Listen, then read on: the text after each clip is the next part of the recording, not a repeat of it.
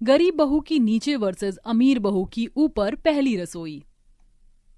बहुत बड़ी दुविधा में हूँ, आखिर मेरी दोनों बहू में से कौन सी ठीक रहेगी। सब पड़ोसी बात बना रहे थे, मेरी गांव वाली खराब निकलेगी और कोई तो शहरी बहू को भी बोल रहे थे।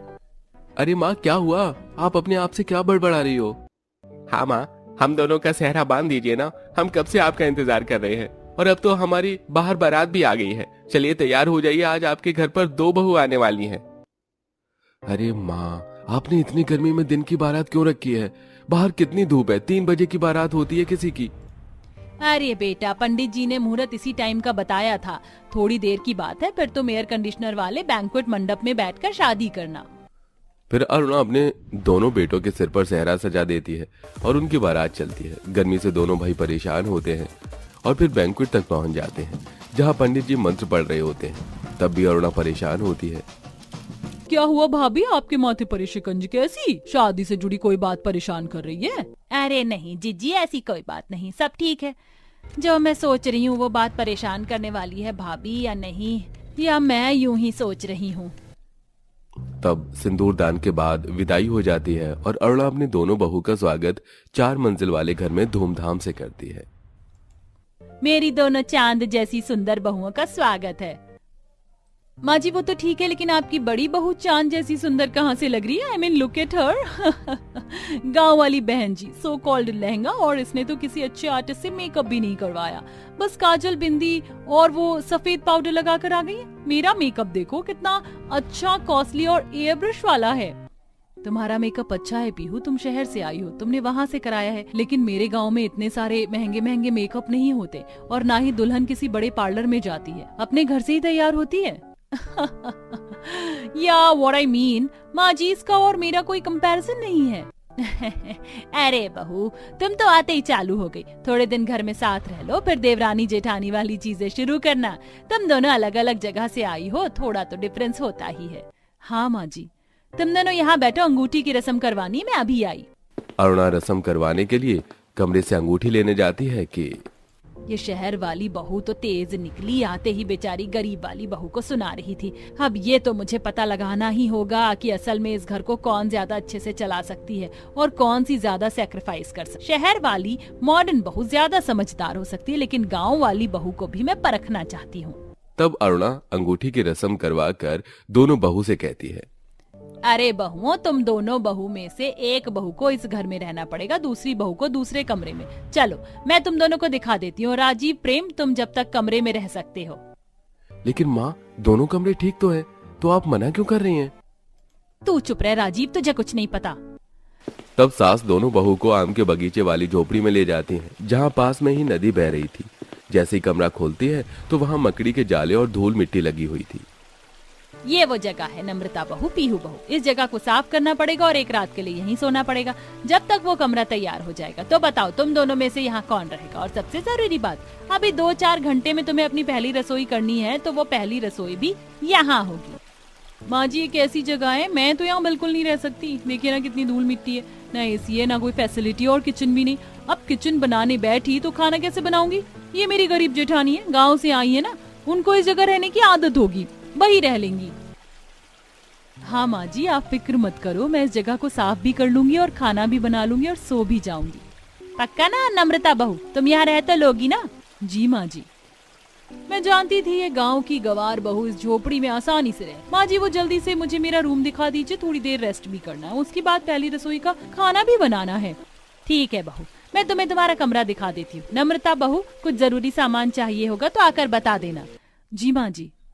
तब अरुणा अपनी छोटी बहू को 4 मंजिल वाले मकान में से पहली मंजिल पर ले जाती है, जहां एक मॉडर्न किचन और आलीशान एसी बेडरूम था। अपने कमरे में आकर पीहू बहुत खुश होती है। वाओ, मेरा एसी बेडरूम तो बहुत अच्छा है, अब आराम करूंगी।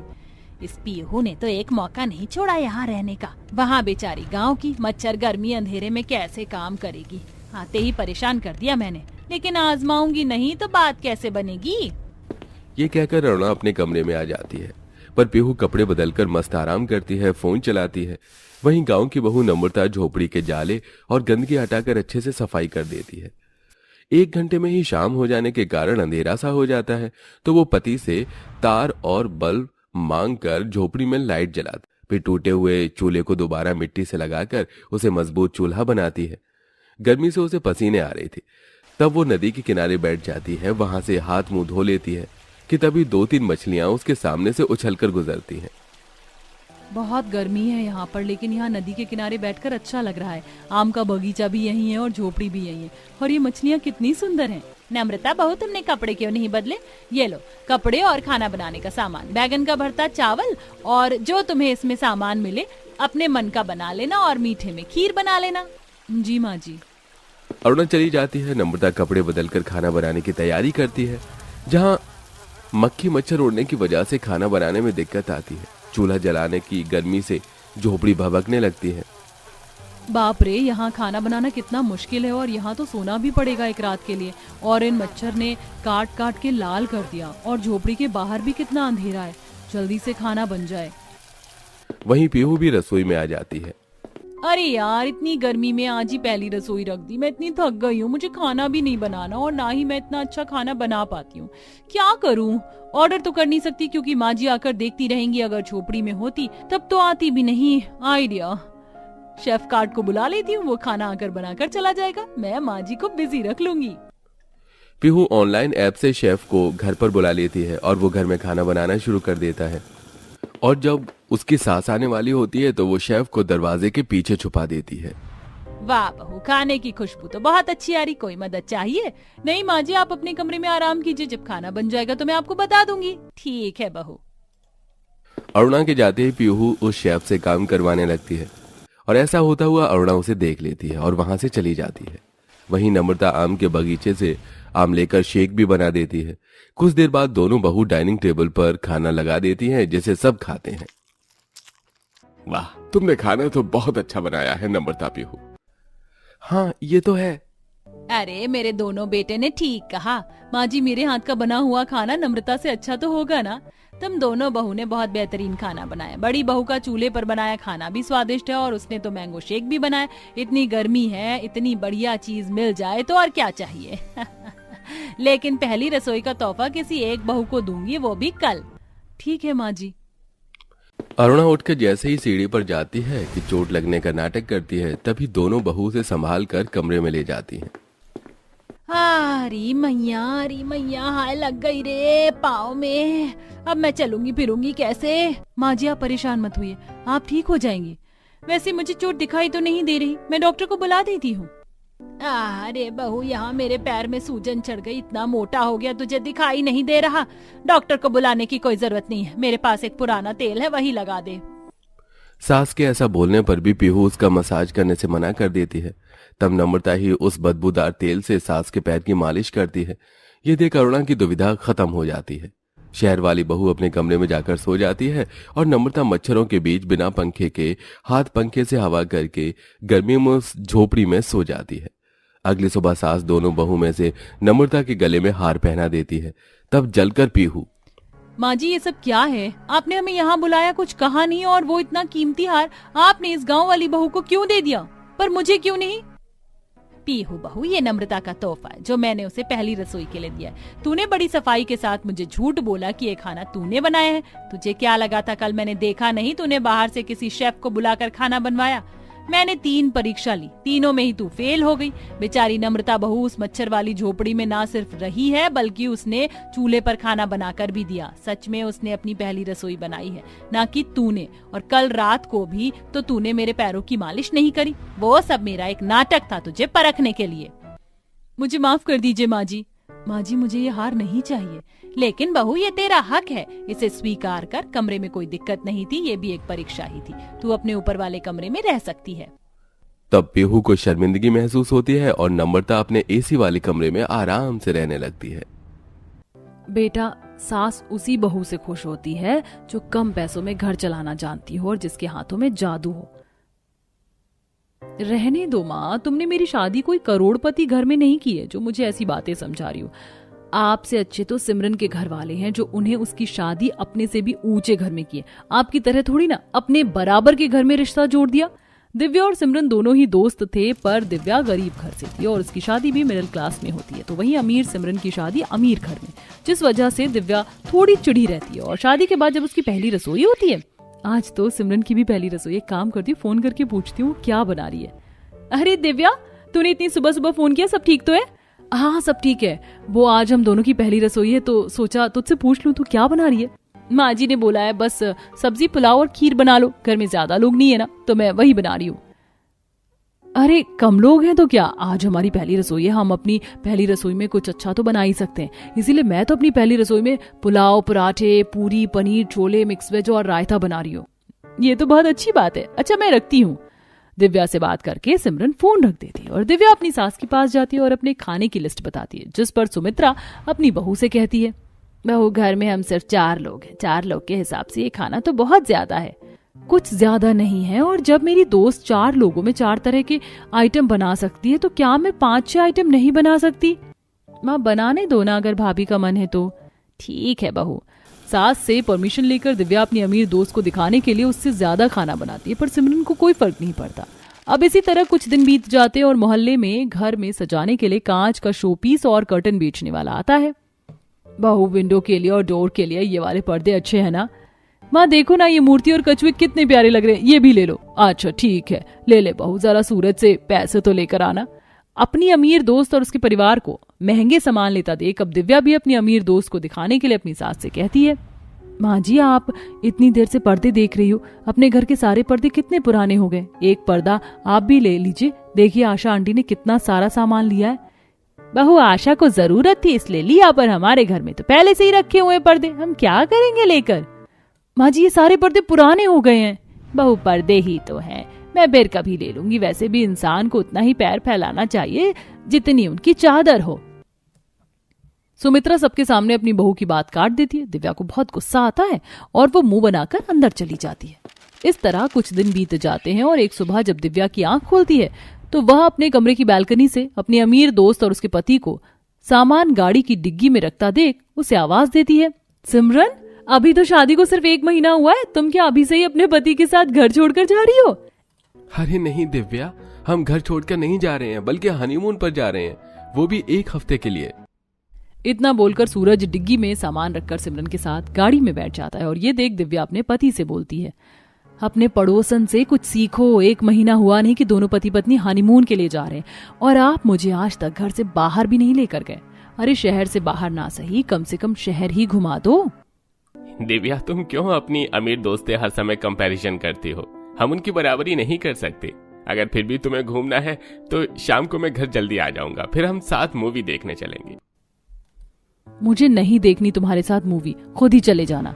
एक बार फिर दिव्या अपने पति से नाराज हो जाती है। समय यूं ही गुजरता है और देखते ही देखते 6 महीने बीत जाते हैं। ऐसे ही एक दिन, अरे ओ सुमित्रा बहन, काजल बिटिया कहाँ है? उसकी कोई दोस्त है जो कि फैशन डिजाइनर है, उससे कहो ना जरा मेरी बेटी के लिए एक सूट बना दे। आशा बहन अभी तो वो घर में है नहीं, शाम को आएगी तो मैं उससे कह दूंगी। ध्यान से कह देना ठीक है, मुझे उसकी सिलाई बहुत पसंद है।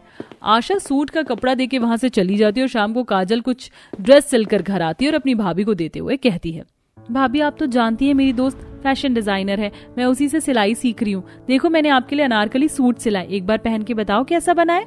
मुझे नहीं पहना तुम्हारे हाथों का बना कपड़ा। कोई बात नहीं बेटा, अगर तेरी भाभी नहीं पहनना चाहती तो इसे तू ही पहन ले। दिव्या की बातें काजल को काफी बुरी लगती हैं, पर सुमित्रा इस बात को संभाल लेती है और तभी वहां अपनी दोस्त से मिलने सिमरन अपनी नंद के साथ आती है, जो काजल के हाथों में कपड़ा देख उसके कपड़ों की काफी तारीफ करती है। वाह काजल, ये ड्रेस तुमने बनाई है, कितनी प्यारी लग रही है। भाभी मैंने तो आपसे पहले ही कहा था कि काजल बहुत अच्छे कपड़े बनाती है, इसीलिए तो मैं अपने सारे कपड़े काजल को ही देती हूँ सिलने के लिए। सिमरन और करिश्मा की बातें सुनकर काजल को काफी अच्छा लगता है और इसी तरह समय गुजरता है और एक दिन दिव्या अपनी अमीर दोस्त से मिलने उसके घर जाती है, जहां सिमरन दिव्या से कहती है, दिव्या मैं तो बहुत खुश हूँ, अगले हफ्ते हमारी फर्स्ट एनिवर्सरी और मेरे ससुराल वालों ने इसकी पूरी तैयारी भी कर ली है। कैसे न करते तैयारी? तुम्हें पता है दिव्या, मैंने तो सोच लिया है, हम अपने घर में ही छोटी सी पार्टी रखेंगे और सिमरन को इतनी प्यारी ड्रेस परचेज करवाएंगे कि बस उस दिन सबकी नजरें दिव्या पर ही टिकी रहेंगी। वैसे तुम्हारी भी तो 1 हफ्ते बाद एनिवर्सरी आ रही है, तो दिवाकर ने क्या प्लान किया है तुम्हारे लिए? उन्होंने मुझे कुछ बताया नहीं है, पर मुझे यकीन है मेरे ससुराल वालों ने भी बहुत अच्छा प्लान किया होगा और सरप्राइज बता दिया जाए तो वो सरप्राइज कैसा। इस तरह दिव्या बड़ी बड़ी बातें करके अपने घर आकर लड़ने लगती है।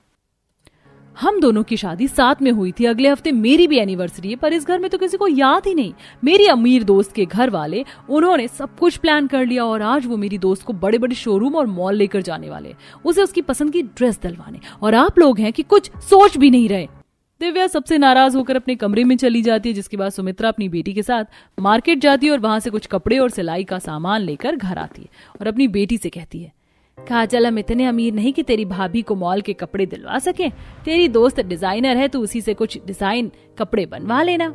सुमित्रा के बोलने पर काजल अपनी दोस्त के साथ घर आती है और उसके साथ बैठकर खुद अपनी भाभी के लिए एक डिजाइनर गाउन बनाती है। देखते ही देखते एनिवर्सरी का दिन आ जाता है। दिवाकर अपने घर को अपने हाथों से सजाता है और बाहर से कुछ केक और दिव्या की पसंद का खाने का सामान लाता है। तो वहीं सिमरन के घर अच्छी खासी डेकोरेशन होती है और केटरिंग वाले आते हैं, साथ ही कुछ मेहमान भी। और कुछ ही देर में सिमरन एक प्यारा सा गाउन पहनकर सीढ़ियों से नीचे उतरती है और सभी मेहमान उसकी ड्रेस देखकर काफी तारीफ करते हैं।